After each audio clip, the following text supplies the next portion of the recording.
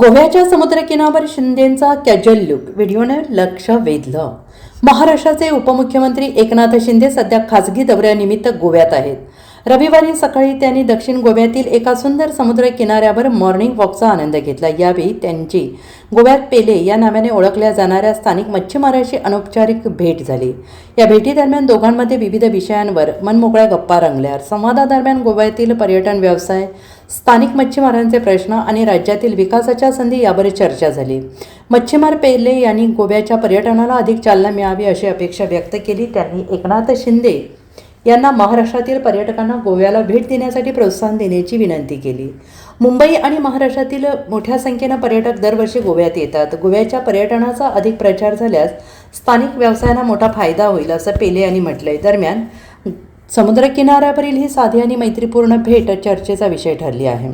Bureau report, SBN Marathi, Goa.